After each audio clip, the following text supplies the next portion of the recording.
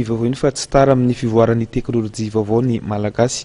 Anaporofo izany ny hetsika famparatiana ny Tech Event izay salon de la teknôlôjia amin'ny endriny vaovao karakarain'ny seho ao amin'ny Palais des Sports Mahamasina ny voalohan'ny volana Jona ho avy izao ka hatramin'ny 7 volana.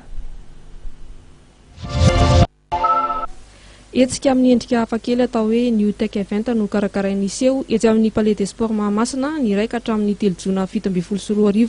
Arak'izay anarana izay dia ny manodidina ny tontolon'ny nouvelle technologie de l'information et de la communication no ampahafantarina ny mpitsidika mandritra izay 3 andro izay. Nambaran'ny mpikarakara nandritra ny fihaonana tamin'ny mpanao gazety fa tsy ny finday sy ny solosaina ihany akory no atao hoe teknôlôjia vaovao fa ao koa ny angovo azo avoazina, lalao vidéo, ireo rafitra na zavatra baikona toy ny drone vita ny tanora eto an-toerana dia ho hita mandritra ny hetsika avokoa.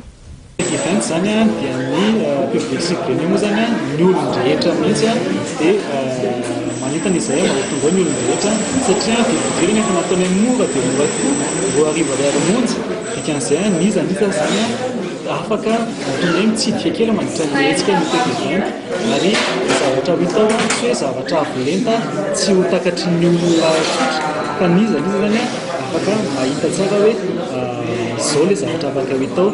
Ny moa zany ny teny hoe raha miditra ao ianao tafavoaka ianao mahavita manamboatra drone. Isy fifananana maro isan-karazany momba izay nouvelle technologie de l'information et de la communication izay ny iraika hatramin'ny 3 Jona eny amin'ny Palais des Sports Mahamasina io. Raha tsy ilaza afa-tsy ny fifananana développement de site web ohatra. New Tech Event sehatra iray ihany koa ahafahandrehetra ny fanakalotra ekefa. Andiany voalohany ity atao ny iraika hatramin'ny 3 Jona eny amin'ny Palais des Sports Mahamasina ity karakarain'ny seho izay Orange Madagascar no partenaire officialy.